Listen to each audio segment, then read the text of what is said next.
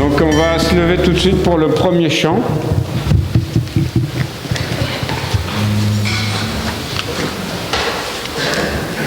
Alors si vous les connaissez, chantez fort, ça couvrira mes erreurs.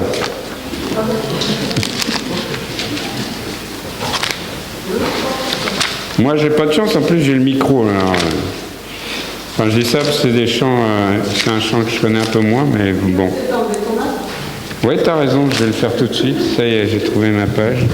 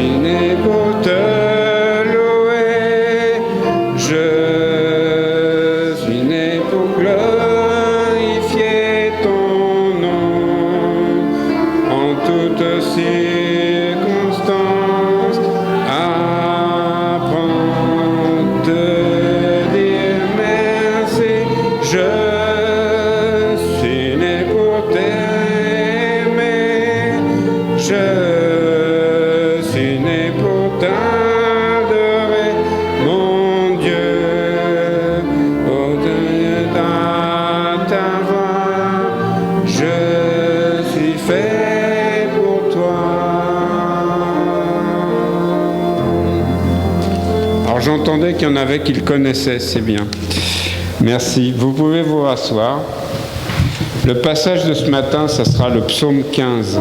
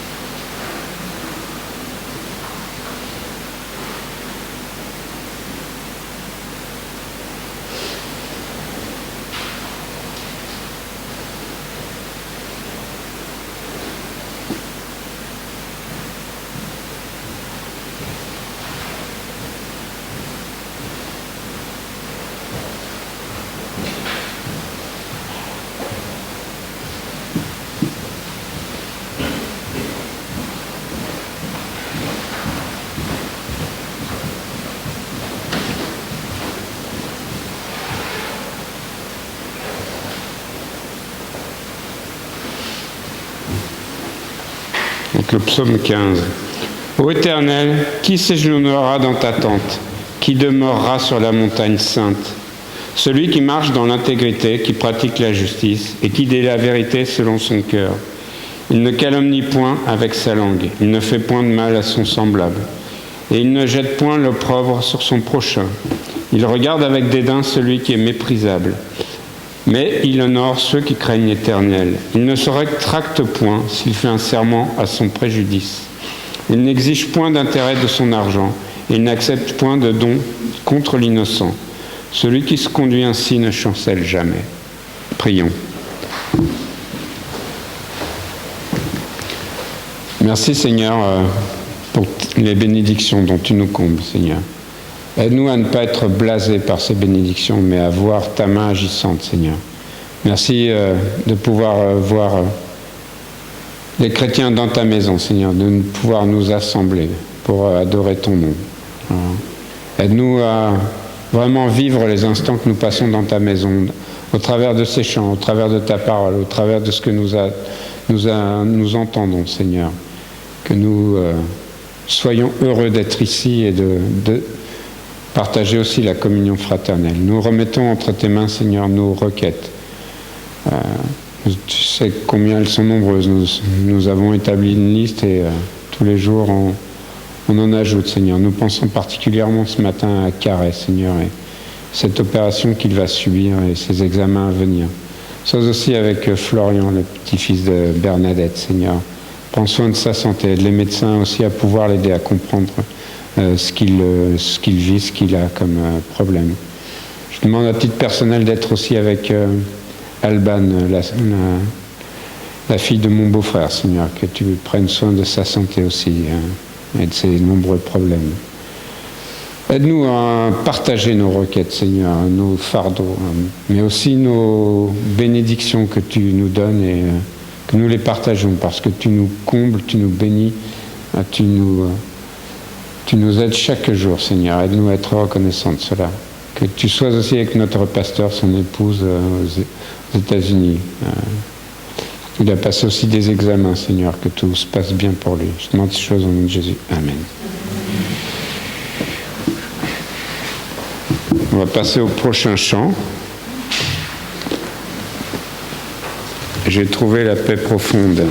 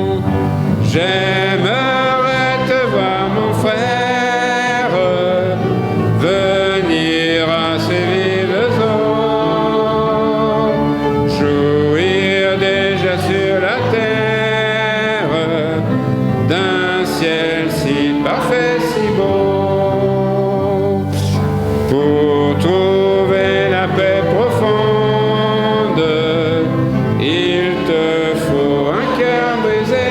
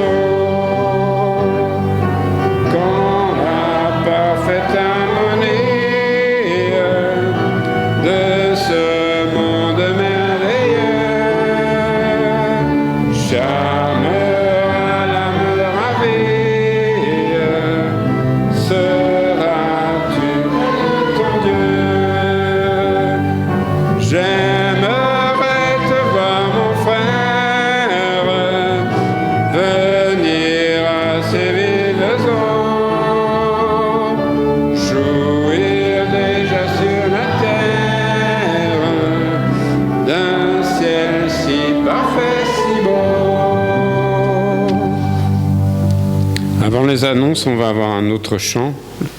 Seigneur, à ton regard de flamme. On va se lever pour ce chant.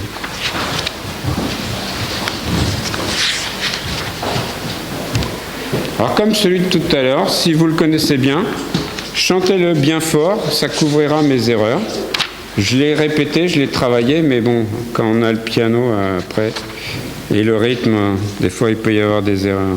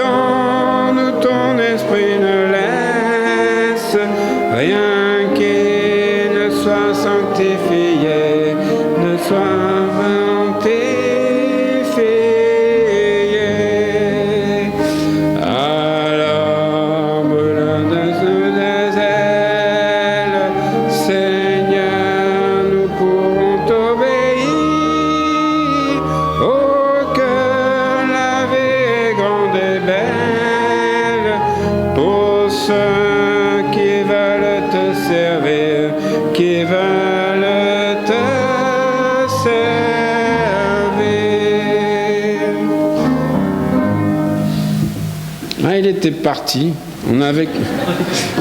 Mais c'est bien, comme c'est un nouveau chant, en tout cas pour moi, ça le met bien en tête. J'espère que vous avez aimé, il est simple, on le rechantera. Vous pouvez vous asseoir.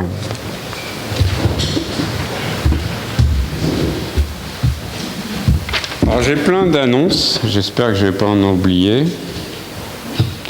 Alors tout d'abord, je voudrais souhaiter la bienvenue. Vous avez entendu, on a une nouvelle personne qui joue de la musique, et donc à la flûte traversière. Lycia, c'est bien, je ne me trompe pas de prénom. Hein.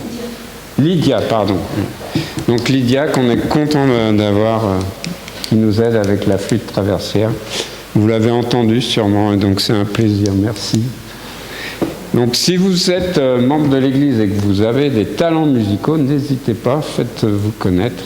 On sera heureux de vous intégrer. Est-ce qu'on a des visiteurs pour la première fois parmi nous? Ne soyez pas timides, levez la main. Je dis toujours avec le masque, je ne sais pas, c'est moins évident qu'avant. Non.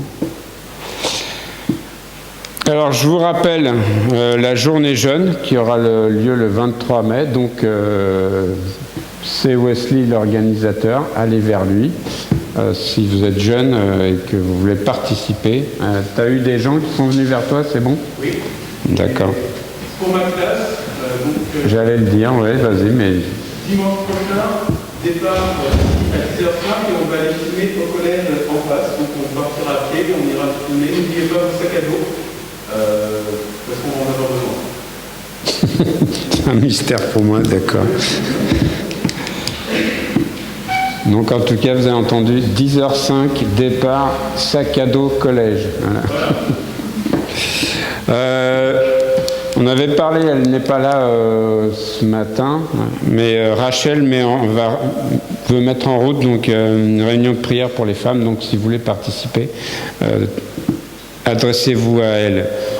Je ne sais pas comment tu comptes distribuer, mais on a commencé à préparer D'accord, donc ce que je propose, tu peux le mettre à la fin. Et on a, Betty a gentiment tapé les requêtes de prière qu'on avait présentées la semaine dernière. Donc elle va les mettre sur la table au fond. Ouais, on va partager en deux. Il y aura un paquet à côté sur la petite table et un paquet au fond. Donc servez-vous en partant de ces listes. Prenez-en une pour vous, enfin pour votre famille.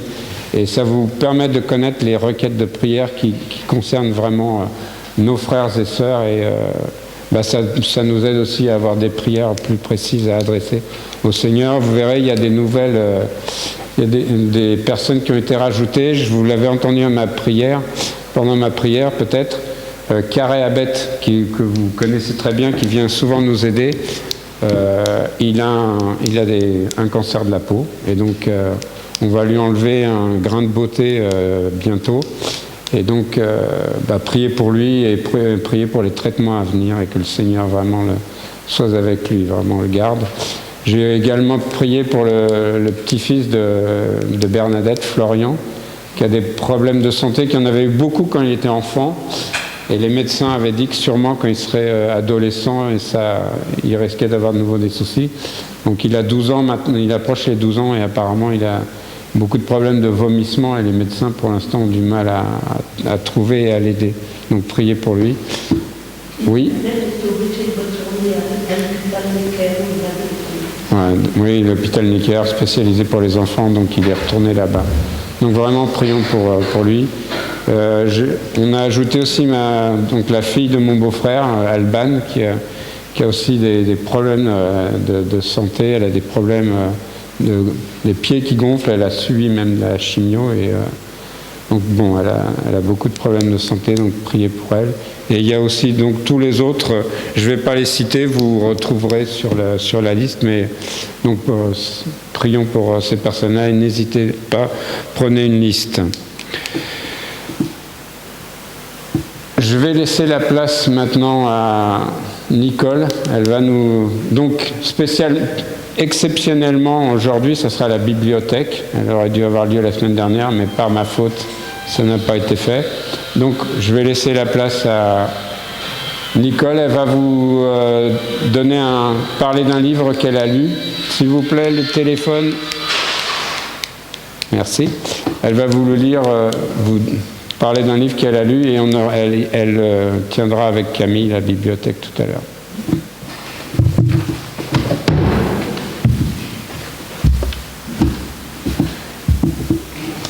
Je voudrais tout d'abord dire merci à Dieu pour l'occasion que nous avons de nous réunir chaque dimanche pour entendre la parole.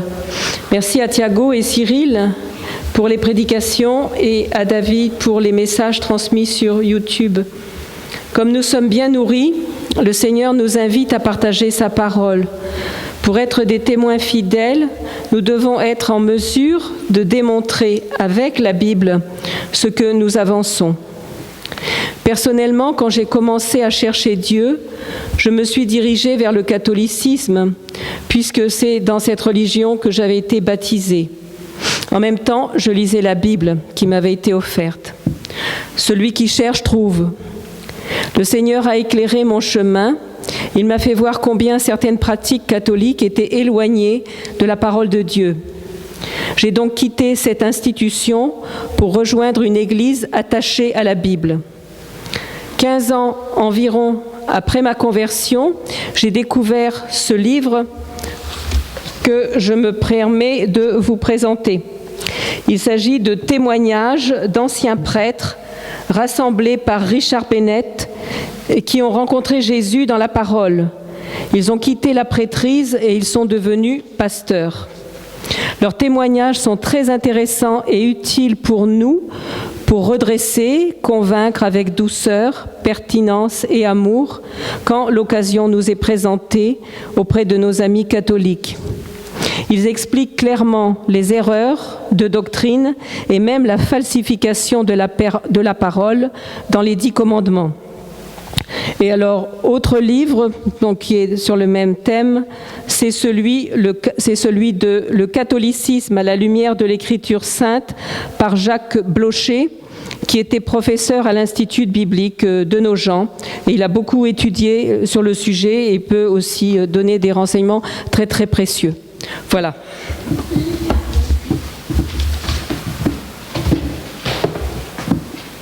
Pour ajouter, je ne crois pas dire de bêtises, mais le pasteur Bayeux que nous soutenons en Belgique est un ancien prêtre. Ouais. Donc vous pouvez aussi voir avec lui sur le sujet. Puisqu'on parle aussi de missionnaires, Cyril a affiché au fond une lettre de Joël Chiron, la dernière qu'il a fait. Il donne des nouvelles, notamment du petit qu'on avait, pour lequel on avait prié. J'ai oublié son prénom de ce petit garçon. David, d'accord. Donc qui va bien, mais lisez, vous verrez, c'est au fond. J'en ai moi-même un exemplaire si vous voulez. Je peux vous le donner, il n'y a pas de souci. Et donc au fond, il y a la lettre de Joël Chiron, la dernière. Également, ça concerne de nouveau Rachel. La chorale va reprendre pour 2 séances, en tout cas pour démarrer, le 8 mai et le 22 mai, si je ne dis pas de bêtises, et c'est de 17h à 18h30. Donc ceux et celles qui participent, ou celles et ceux qui participent à la chorale, donc notez le 8 et le 22 mai de 17h à 18h30. Est-ce que j'oublie une requête? Est-ce qu'il y a quelque chose que j'ai oublié ou que vous voulez partager? Non, j'ai été exhaustif. Je suis content. Donc on va passer au chant, le prochain. Merci. Merci le chant. Hein. Même si j'ai beaucoup d'occasions de vous remercier, mais là c'est le chant. Je vais vous faire lever une dernière fois.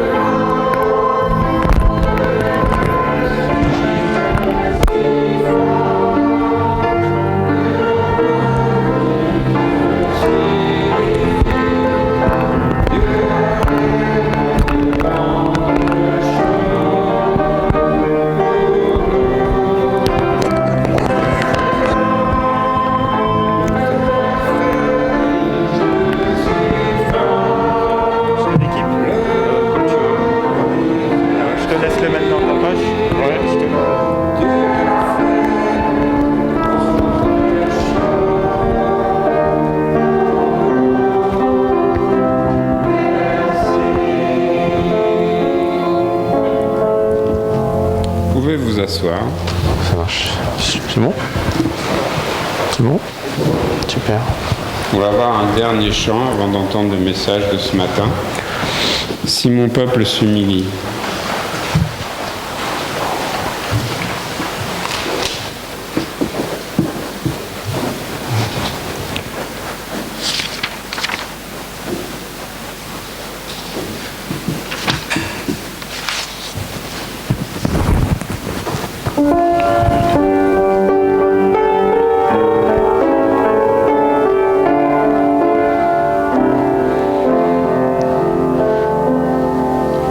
Si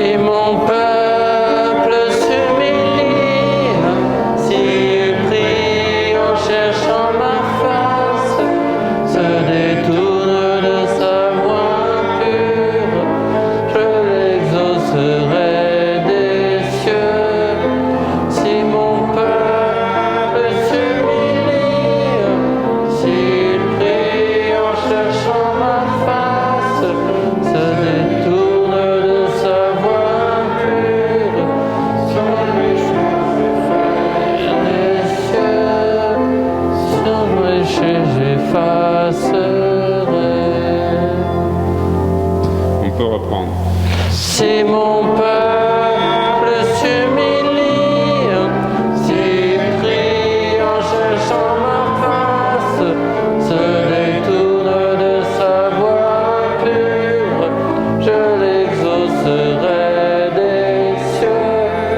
Si mon peuple s'humilie, s'il prie en cherchant ma face, se détourne de sa voie pure, son péché j'effacerai, son pays je guérirai. Je vais laisser la place à Cyril qui nous apporte le message ce matin.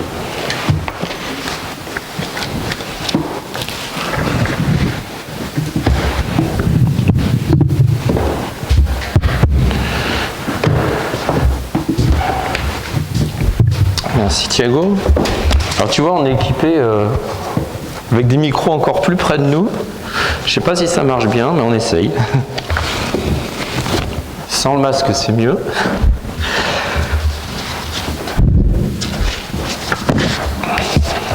Alors bonjour à tous, content de vous voir si nombreux ce matin dans la maison du Seigneur.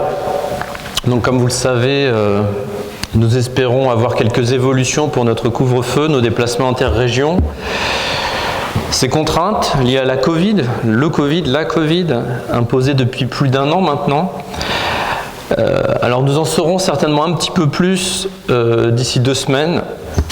Je pense également à prier pour les différents pays au travers du monde face à la pandémie. Je pense en particulier à l'Inde en ce moment, où la situation est vraiment terrible. Alors, ces vacances ont été décalées et notre petite dernière, Laurine, était surprise d'entendre que ses vacances scolaires étaient déjà terminées et qu'on reprenait demain en fait. L'école allait reprendre dès demain, mais c'est trop tôt. En effet, elle pensait qu'on devait partir en vacances à un moment, et c'était un peu je dirais, quand on part en vacances, c'est qu'après on sait que l'école revient, quoi, se reprend. Donc elle parlait du camp de Pâques. Et cependant, contraint par ses déplacements, à ma grande surprise, contraint par ses déplacements, je vais y arriver si je ne prends pas la bonne ligne. Donc, limité entre régions, on a dû rester, comme bon nombre d'entre nous, dans la région de l'Île-de-France. Mais pas tous. J'ai cru comprendre que quelques-uns ont pu s'échapper, ou juste après le week-end de Pâques, ou pendant le week-end de Pâques, ce qui semblait presque, à ma grande surprise, autorisé par nos gouvernements, voire presque on y était encouragé à le faire, si on pouvait le faire, bien sûr, c'était pas possible pour tout le monde. Les occasions n'ont d'ailleurs pas manqué, les gares étaient remplies, bondées. Pour les mesures barrières, je sais pas trop comment ça s'est passé, mais c'est pas notre sujet ce matin. Donc nous voici de retour pour cette rentrée, la reprise de l'école dès demain. Alors peut-être qu'il y a certains parents, comme d'habitude, qui sont soulagés que l'école reprenne demain. Peut-être de ne plus avoir à s'occuper de nos chères têtes blondes à la maison 24 heures sur 24. Être obligé de leur permettre de se dépenser un peu physiquement, car on a très peu d'activités sportives. Même si bon nombre d'associations se plient en 4 pour organiser des activités sportives en extérieur qui n'ont parfois aucun lien avec le sport dispensé à l'origine. Mais cela dit, il y a aussi les grands, les collégiens, les plus grands. Pour eux, les cours resteront, comme on dit, en distanciel, à la maison, les lycéens également, ceux qui suivent des études supérieures en ont l'habitude. Il est vrai que pour nos plus grands enfants, ils commencent à être autonomes. S'ils décident de travailler ou pas, cela les regarde. On ne peut plus, bien sûr, pour eux, nous assurer, faire des contrôles, procéder à des vérifications dans les détails, que les devoirs sont bien faits. Parfois, même pour certains d'entre eux, on ne peut plus les suivre au niveau des devoirs. Ils ont des matières qu'on ne connaît pas, ces matières ne correspondent pas à nos spécialités d'origine, ou ils sont d'ailleurs bien souvent, pour la plupart, à des études et des niveaux scolaires qui dépassent notre propre niveau d'études, notre niveau de connaissance. Il est vrai que s'il s'agit de l'orthographe, apprendre les poésies ou les tables de multiplication, on va y arriver, ça va aller. Nous, pour notre part, dans la famille, et là, il aime bien que je fasse des clins d'œil, donc je fais un clin d'œil. Pour notre plus grand Ethan, nous, l'espagnol, on ne peut pas l'aider, parce que Betty ni moi n'ont pratiqué l'espagnol, et on n'a pas étudié l'espagnol. Donc c'est vrai que de ce côté-là, on est un peu limité. Bref, contrôler, vérifier, éduquer, définir ce qui est bien, soutenir nos enfants, définir ce qui est mal, faire prendre conscience à nos enfants de ce qui est bon pour eux, de ce qui n'est pas bien. Excusez-moi. Donc leur faire prendre de ce qui est bon pour eux, ce qui n'est pas bien. Ça me rappelle d'ailleurs le chant « Dieu est bon pour moi » pour ceux qui le connaissent. Connaissez-vous ce chant? En effet, Dieu est bon pour nos enfants, mais pour nous aussi, les adultes. Donc éduquer, redresser nos enfants, tout cela dans l'amour bien sûr. Leur apprendre les valeurs de la vie chrétienne, de ce que notre Sauveur veut, les protéger également. Malheureusement, ça signifie aussi que parfois il faut les reprendre. Les corriger, un autre principe chrétien, une idée que l'on aime parfois moins. Cependant, si vous êtes parent depuis quelques années, vous savez bien et vous avez conscience qu'il est important de faire tout cela parce que bien plus tard, peut-être lorsqu'ils seront parents à leur tour, si notre Seigneur leur donne ce privilège, ces mêmes enfants comprendront et réaliseront, enfin je l'espère, que toutes ces règles, ce cadre mis en place, l'a été dicté pour leur bonheur ou alors leur sécurité, dans le but de leur assurer un avenir meilleur, leur apprendre les valeurs bibliques et je l'espère les éduquer afin qu'ils deviennent des chrétiens, adultes et responsables. Mais nous savons bien ce matin qu'il est parfois difficile pour ces mêmes enfants d'écouter les consignes, les conseils, les instructions données, même d'obéir à leurs parents. Oui, obéir, même parfois sans comprendre pourquoi on doit obéir. Nous avons tous rencontré ce problème en tant que parents d'un enfant, un enfant qui n'écoutait pas, qui ne voulait pas faire quelque chose. Il préfère faire à sa façon, à sa manière, le faire de façon délibérée, faire exactement le contraire de ce qu'on lui demande. Et ces problèmes d'obéissance, ou devrais-je dire de désobéissance plutôt, que nous rencontrons tous les jours, on ne peut pas se dire qu'à un moment ce sera fini. Cela prendra fin peut-être au moment où nos enfants deviendront des adultes et prendront leur envol lorsqu'ils auront quitté la maison. Alors pour certains, cela va arriver plus vite qu'on ne le pense, s'ils doivent par exemple faire des études spécialisées dans une école éloignée de la maison. Pour d'autres, cela va arriver quand ils vont trouver un emploi. Mais la tendance de nos jours, comme les études sont de plus en plus longues, et peut-être que le monde du travail est de plus en plus dur, plus difficile aussi, cette tendance de quitter le cocon familial se fait bien plus tard. Il est vrai que le coût de la vie a bien augmenté également. Donc ce problème dont nous parlons de désobéissance ou d'obéissance ne touche pas que les enfants. Ce problème touche également les adultes à divers niveaux, dans divers domaines malheureusement. Donc je vais vous demander d'ouvrir vos Bibles dans le livre de Deutéronome au chapitre 26, versets 12 à 19.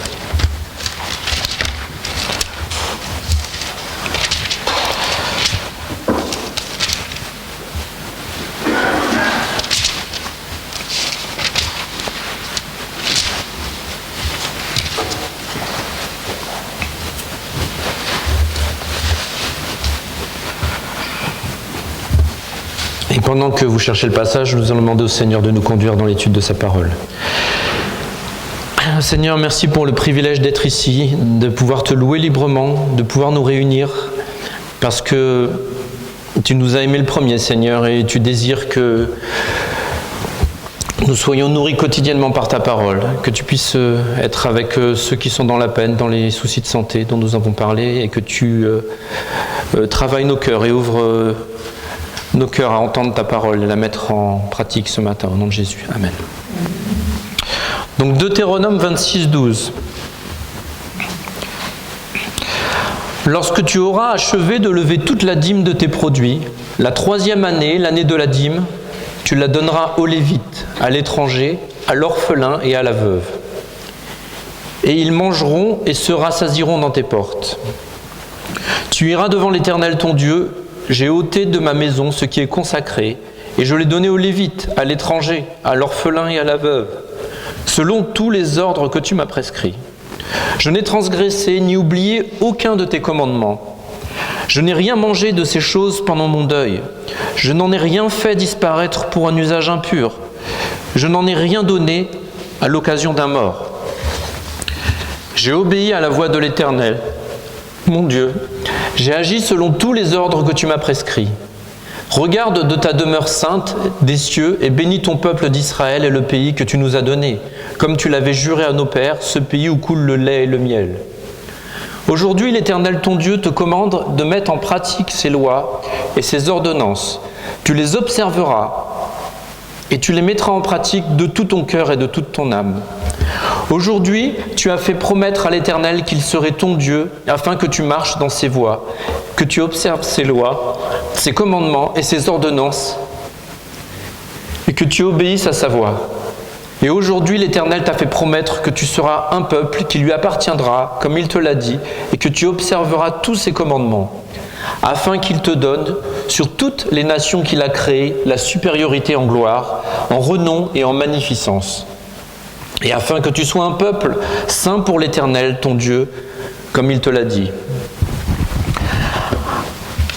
Alors relisons ensemble le verset 14, puis le verset 17. « Je n'ai rien mangé de ces choses pendant mon deuil, je n'en ai rien fait disparaître pour un usage impur, et je n'en ai rien donné à l'occasion d'un mort.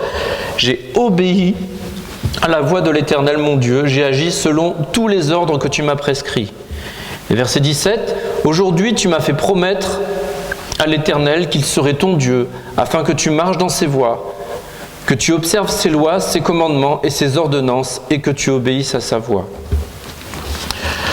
Alors, pour commencer, tout d'abord, regardons brièvement le contexte du verset.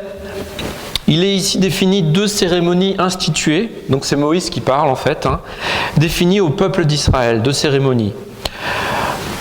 Donc Moïse s'adresse au peuple d'Israël. Le premier de ces rituels décrits au début du chapitre 26 que nous n'avons pas lu, consistait à donner les prémices, donc le produit initial de la moisson, au sacrificateur, au sanctuaire central. Cette offrande représentait un témoignage de la fidélité de l'Éternel manifestée lorsqu'il conduisit la nation dans le pays promis.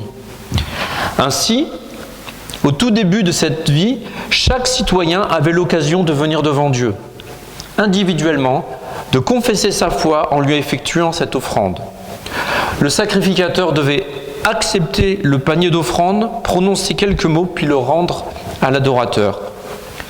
Pour ce qui est de la deuxième cérémonie définie, c'est un rituel pour la présentation de la dîme après les 3 premières années. Cette dîme était certainement offerte en une seule fois après un séjour de 3 ans dans le pays. La demande de bénédiction sur le peuple, sur le pays, souligne la dépendance d'Israël et la grâce de Dieu.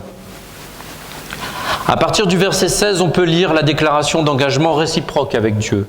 Au verset 16 à 18, ces versets concluent l'explication de Moïse sur la loi, en rappelant et en appelant à un engagement total envers l'Éternel et ses commandements.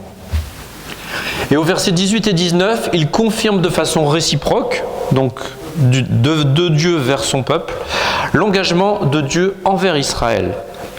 En effet, Israël devait s'engager, et là est notre centre d'intérêt ce matin.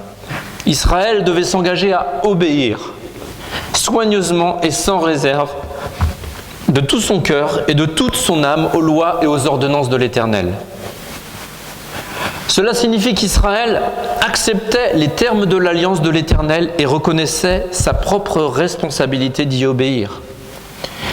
Et nous savons malheureusement que le peuple d'Israël était rebelle et passait son temps à se tourner vers d'autres idoles et lui désobéir. Alors, premier point du message ce matin, quelle est la définition de cette obéissance ? La définition de l'obéissance, dès l'Ancien Testament, ce verbe obéir est apparenté au verbe écouter. Et ainsi, si le mot hébreu signifie principalement écouter puis obéir, l'obéissance consiste essentiellement dans la soumission de sa propre volonté à une volonté extérieure reconnue comme autorité. Donc cette autorité peut être soit d'origine humaine ou soit d'ordre divin.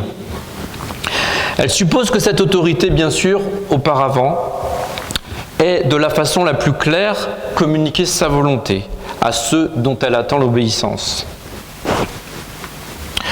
Au niveau du monde, nous avons les lois, et là, au niveau du divin, nous avons les commandements, la parole de Dieu. Et on ne peut pas parler d'obéir sans que, bien sûr, cela nous amène à son contraire, soit au verbe désobéir. Qu'est-ce que désobéir ? Désobéir, selon la Bible, à cette autorité divine représente quelque chose de simple, ne pas écouter la voix de Dieu. La voix. Psaume 91, « Mais mon peuple n'a point écouté ma voix, Israël ne m'a point obéi. » Jérémie 7, 24 à 28, « Et ils n'ont point écouté, ils n'ont point prêté l'oreille, et ils ont suivi les conseils, les penchants de leur mauvais cœur, et ils ont été en arrière et non en avant. » Mais qu'est-ce que ce problème de désobéissance ? Le problème de la désobéissance. Deuxième point, nous savons que ce problème de désobéissance de l'homme est bien antérieur à la biographie de Moïse, à sa vie sur la terre. En effet, nous connaissons bien ces passages. Dans Genèse 3 au verset 1, « Le serpent était le plus rusé de tous les animaux des champs que l'Éternel avait fait. Il dit à la femme, Dieu a-t-il réellement dit, vous ne mangerez pas de tous les arbres du jardin ? La femme répondit au serpent, nous mangeons du fruit des arbres du jardin, mais quant au fruit de l'arbre qui est au milieu du jardin, Dieu a dit, vous n'en mangerez point et vous n'y toucherez de peur que vous ne mouriez. Alors le serpent dit à la femme, vous ne mourrez point, mais Dieu sait que le jour où vous en mangerez, vos yeux s'ouvriront et que vous serez comme des dieux, connaissant le bien et le mal. On voit l'orgueil ici également, la convoitise. La femme vit que l'arbre était bon à manger et agréable à la vue, et qu'il était précieux pour ouvrir l'intelligence. Elle prit de son fruit et en mangea, et elle en donna aussi à son mari qui était auprès d'elle, et il en mangea. Pour que ça soit clair et qu'on parle bien, qu'on réalise bien que nous parlons d'un ordre que Dieu avait donné, Genèse 3, versets 9 à 11, un peu plus loin. Mais l'Éternel Dieu appela l'homme et lui dit, où es-tu ? Il répondit, j'ai entendu ta voix dans le jardin et j'ai eu peur parce que je suis nu et je me suis caché. Et l'Éternel Dieu dit, qui t'a appris que tu es nu ? Est-ce que tu as mangé de l'arbre dont je t'avais défendu de manger ? Verset 17, on a clairement la réponse à cette question. Il dit à l'homme, lorsque tu as écouté la voix de ta femme et que tu as mangé de l'arbre au sujet duquel je t'avais donné cet ordre, tu n'en mangeras point, le sol sera maudit à cause de toi. C'est à force de peine que tu en tireras ta nourriture tous les jours de la vie. On voit ici clairement que Dieu avait donné une consigne, un ordre à l'homme et il a délibérément désobéi. Et nous voyons au travers de ces versets que la question de désobéissance est cruciale dès les premiers passages de la Bible. Adam et Ève furent soumis par Dieu à un test d'obéissance. Ainsi, la désobéissance du premier homme a entraîné toute l'humanité sous une malédiction dont seule l'obéissance du second Adam, donc Jésus-Christ, a pu nous en délivrer. Romains 5, 19, car comme la désobéissance d'un seul homme, car comme par la désobéissance d'un seul homme, beaucoup ont été rendus pécheurs, de même par l'obéissance d'un seul, beaucoup seront rendus justes. 1 Corinthiens 15, 22, et comme tous meurent en Adam, de même aussi tous revivront en Christ. Par la suite, en tant que chrétiens, nous avons divers commandements nous demandant de mettre en œuvre cette obéissance.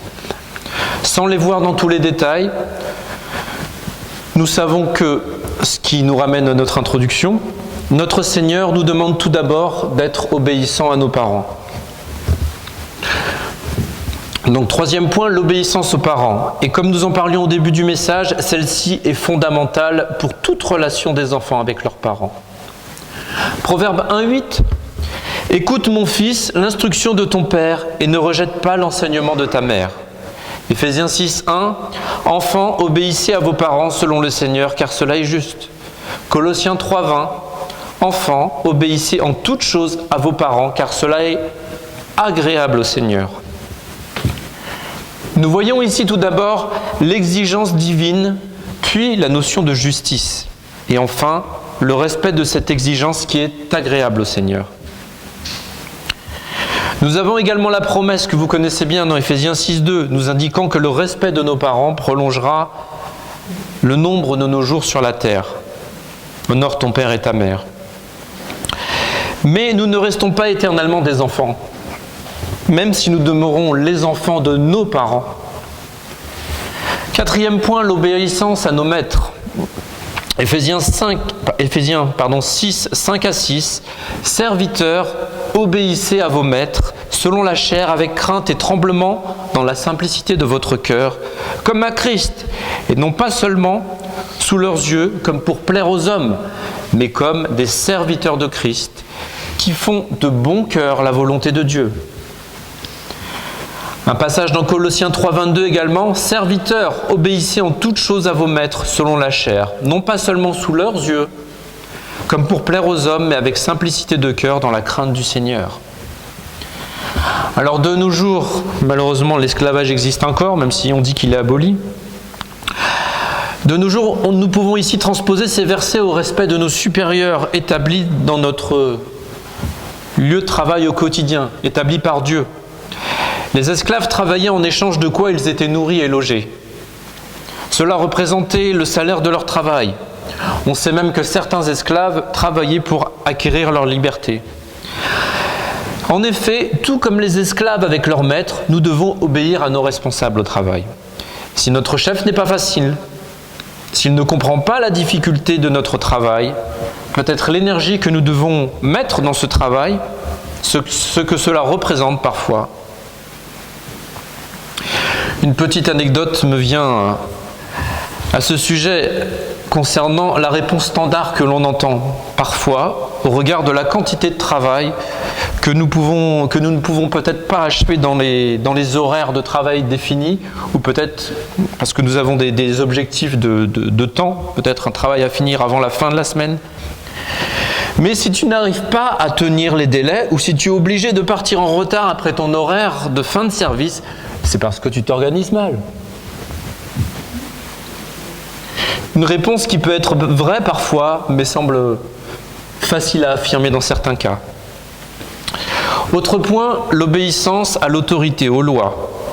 Tite 3.1 rappelle-leur d'être soumis aux magistrats et aux autorités, d'obéir, d'être prêt à toute bonne œuvre, de ne médire de personne, d'être pacifique, modéré, plein de douceur envers les hommes. Comme nous le disions, des autorités ont été mises en place par Dieu, des lois aussi. Et dans les respects des lois de notre Seigneur, nous nous devons de nous soumettre aux différentes lois de notre pays. Comme il est indiqué dans notre passage initial sur les offrandes réalisées, nous ne devons par exemple pas tricher sur les impôts. Ou un autre exemple très parlant, lorsque nous sommes au volant. Je vous dis ça pour vous, mais je dis pour moi aussi. Nous avons passé avec succès le code de la route, on en parlait tout à l'heure avec Sandra, puis la partie pratique de la conduite. On a accepté ce contrat, on sait ce qu'il faut faire, ce qu'il ne faut pas faire pour avoir notre permis de conduire. Ce sont les règles, nous les connaissons. Ces mêmes règles là aussi que nous devons respecter, telles que les limites de vitesse, les priorités, les feux rouges, cela peut donner à réfléchir. Nous savons par contre que nous devons obéir à ces mêmes lois lorsque nous les connaissons. Là, je pense à une histoire qui m'est arrivée il y a quelque temps, que j'avais partagée au groupe des hommes. Quand j'étais à Toulon au service militaire, je n'étais pas chrétien encore, je fréquentais une église et j'étais content d'être dans cette assemblée. Et j'entendais la parole et je voyais des gens qui avaient tous l'air plus gentils les uns que les autres. Et en fait, un jour, on a pris la scène, en fait. Donc, chacun se levait, on prenait la Sainte Seine. Et moi, j'étais là, et comme je voulais faire comme tout le monde, j'ai pris dans la coupe, et puis j'ai pris la coupe, et j'ai pris dans l'assiette pour prendre le pain. Alors, le missionnaire qui était là, qui me connaissait bien, mais tu sais, il dit, normalement, tu n'aurais pas dû le faire. Mais il me dit, bon, c'est pas grave, tu savais pas, c'est pas grave. Donc voilà, on doit obéir aux règles qu'on connaît, qu'on sait enfreindre. Si on ne sait pas, c'est différent. Nous savons également, par contre, qu'en péchant contre un seul de ces commandements, nous péchons contre tous.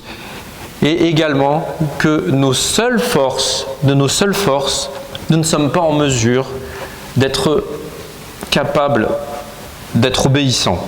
C'est pourquoi une réelle obéissance est impossible par les seuls efforts de la volonté humaine, et seule la grâce de Dieu peut nous en rendre capables.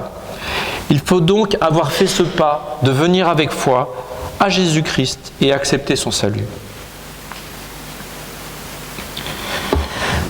Avant de parler de notre Seigneur, une obéissance que nous avons en tête, qui nous marque dans la parole de Dieu, l'obéissance d'Abraham.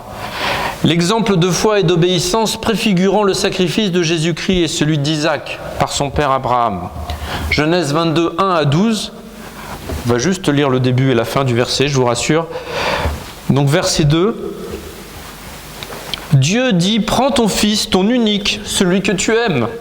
Isaac, va-t'en au pays de Moridja et là, offre-le en holocauste sur une des montagnes que je te dirai. Quelle consigne, quel ordre. Et au verset 12, l'ange dit, n'avance pas ta main sur l'enfant et ne lui fais rien, car je sais maintenant que tu crains Dieu et que tu ne m'as pas refusé ton fils, ton unique. Quel exemple d'obéissance et de foi. Et nous finirons par l'exemple ultime de l'obéissance de notre Seigneur. L'exemple ultime, l'obéissance de Jésus-Christ. Jésus-Christ a été pour nous un modèle d'obéissance comme serviteur. Jean 6, 38. Car je suis descendu du ciel pour faire non ma volonté, mais la volonté de celui qui m'a envoyé. Il était entièrement soumis à la volonté de son Père. Jean 5, 30. Je ne puis rien faire de moi-même d'après ce que j'entends. Je juge et mon jugement est juste parce que je ne cherche pas ma volonté, mais la volonté de celui qui m'a envoyé. Il cherchait la volonté de son Père à chaque instant durant son ministère terrestre. Il est descendu du ciel pour faire la volonté de son Père. Psaume 49, je veux faire ta volonté, mon Dieu, et ta loi est au fond de mon cœur. La loi de Dieu est au fond de son cœur. Jean 8, 28 à 29, Jésus leur dit donc, quand vous aurez élevé le Fils de l'homme, alors vous connaîtrez ce que je suis et que je ne fais rien de moi-même, mais que je parle selon ce que le Père m'a enseigné. Celui qui m'a envoyé est avec moi. Il ne m'a pas laissé seul, parce que je fais toujours ce qui lui est agréable. Encore cette notion de lui être agréable. Jean 4, 34, Jésus leur dit, ma nourriture est de faire la volonté de celui qui m'a envoyé et d'accomplir son œuvre. Il voulait accomplir l'œuvre du Père. Luc 22, 41, puis il s'éloigna à la distance d'environ un jet de pierre et s'étant mis à genoux, Thiago en parlait tout à l'heure pendant l'étude, s'étant mis à genoux, il pria disant, Père, si tu voulais éloigner de moi cette coupe, toutefois que ma volonté ne se fasse pas, mais la tienne. Ici, on voit que d'aller à la croix était dur, mais qu'une fois de plus, par-delà sa volonté, notre Seigneur voulait faire la volonté de son Père avant tout. 10-18, le Père m'aime parce que je donne ma vie afin de la reprendre. Personne ne veut, mais je la donne de moi-même. J'ai le pouvoir de la donner et j'ai le pouvoir de la reprendre. Tel est l'ordre que j'ai reçu de mon Père. Ce n'était pas un conseil, mais bien un ordre qu'il avait reçu du Père. Luc 2, 51-52, puis il descendit avec eux pour aller à Nazareth, et il leur était soumis Sa mère gardait toutes ces choses dans son cœur et Jésus croissait en sagesse, en stature et en grâce devant les hommes et devant Dieu. Il était obéissant à ses parents en tant qu'enfant, obéissant également aux autorités humaines. Philippiens 2,8, il s'est humilié lui-même, se rendant obéissant jusqu'à la mort même, jusqu'à la mort de la croix. Et ici, c'est le Seigneur qui parle et nous avertit. Ceux qui me disent « Seigneur, Seigneur » n'entreront pas tous dans le royaume des cieux, mais seulement celui qui fait la volonté de mon Père qui est dans les cieux. Nous devons donc en tant que chrétiens ainsi suivre l'exemple de notre Seigneur qui a souligné l'importance de l'obéissance au Père. Les apôtres également dans les nombreuses lettres exhortaient les croyants à l'obéissance. Mais Dieu, comme d'habitude, nous donne le choix. Deutéronome 11, 26 à 28. « Je mets aujourd'hui devant vous la bénédiction et la malédiction. La bénédiction, si vous obéissez au commandement de l'Éternel votre Dieu que je vous ai prescrit en ce jour, et la malédiction, si vous n'obéissez pas au commandement de l'Éternel votre Dieu, et si vous vous détournez de la voie que je vous prescris en ce jour pour aller après d'autres dieux que vous ne connaissez point. Si vous ne l'avez pas encore reçu, vous ne pouvez lui obéir fidèlement et être en communion avec lui. » Nous allons nous lever maintenant, s'il vous plaît.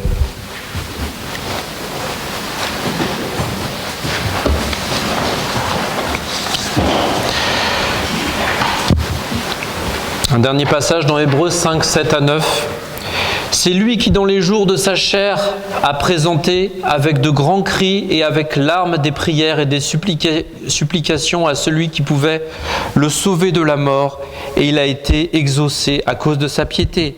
Il a appris, bien qu'il soit fils, l'obéissance par les choses qu'il a souffert après avoir été élevé à la perfection.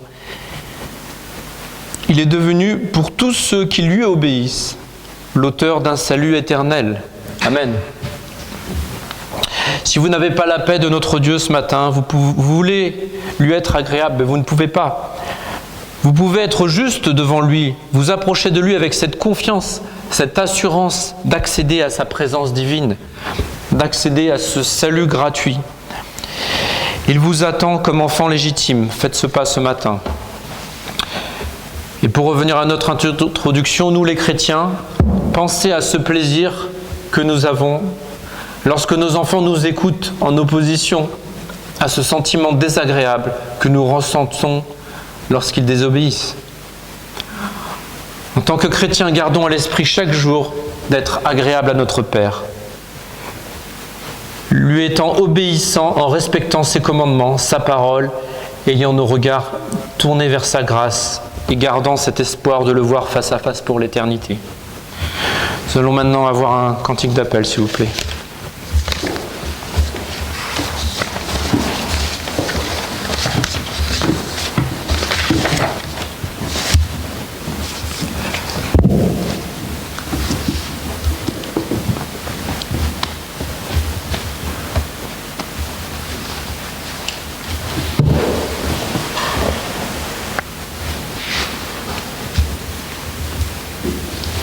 Chanter, j'entends ta douce voix.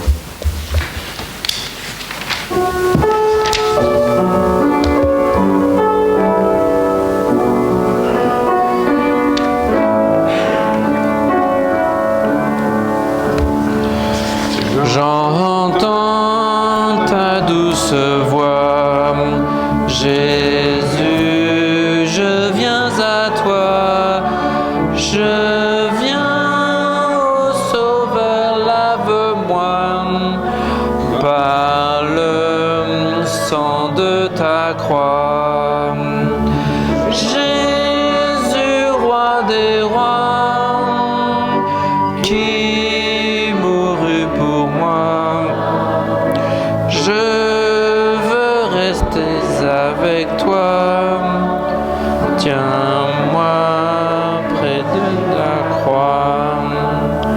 J'entends ta douce voix qui me dit crois en moi.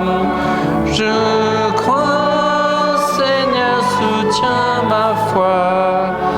Tiens-moi près de ta croix. Jésus, roi des rois, qui mourut pour moi. Je vais avec toi. Tiens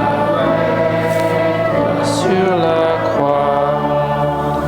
J'entends ta douce voix, elle pénètre en moi et me dit d'aimer comme toi, de l'amour de la croix. Jésus, roi des rois, qui mourut pour moi. Je veux rester avec toi, toi sur la croix. J'entends ta douce voix, toi qui mourus pour moi. Seigneur, que je m'unisse à toi dans ta mort par la foi. Jésus, roi des rois, qui mourut pour moi. Je veux rire avec toi, avec toi sur la croix. Asseyez-vous. Je vais demander à Bartoli et à son épouse Kathleen. Ils sont là. Il est parti. Donc on va attendre un petit peu. Bartoli et Kathleen tenaient à présenter leur enfant. Que je dise pas de bêtises. Liam David.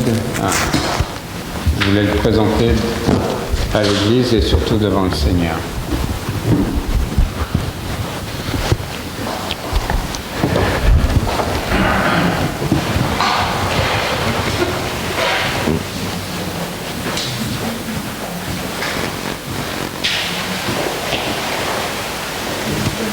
Non, venez. Parlez devant. Je vais mettre mon masque, comme ça vous pouvez venir à côté de moi.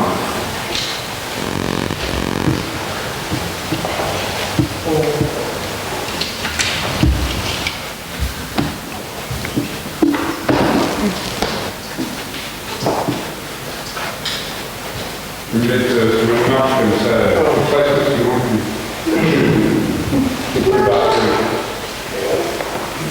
Je vais vous citer un verset, Proverbe 22:10. Apprends à l'enfant le chemin qu'il doit suivre, même quand il sera vieux, il ne s'en détournera pas.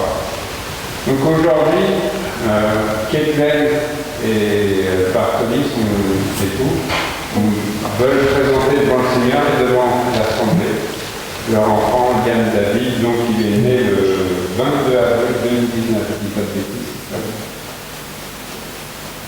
Ils veulent le présenter et remettre cet enfant entre les mains du Seigneur. Ça veut dire aussi qu'ils s'engagent à l'éduquer, à l'élever suivant les préceptes de l'Église, suivant les préceptes du Seigneur. Donc c'est une bénédiction pour cet enfant et on va prier ensemble. Seigneur, nous te remettons entre tes mains Liam David, Seigneur. Tu vois la foi de ses parents qui veulent l'élever suivant tes préceptes, Seigneur, suivant ta volonté, afin que cet enfant, tôt dans sa vie, puisse venir à toi, qu'il entende déjà ta parole, Seigneur, et qu'il puisse t'accepter. Et comme dit ce verset, même quand il sera plus âgé, il ne se détournera pas, Seigneur, de la voix qu'il a apprise de ses parents et de ta parole, Seigneur. Que tu bénisses ce foyer, que tu les gardes, que tu les crois. Vraiment, Seigneur, nous sommes heureux de leur volonté de présenter cet enfant. Je demande ces choses au nom de Jésus. Amen. Donc, merci. Que le Seigneur vous bénisse. Merci. Comment vous appelez?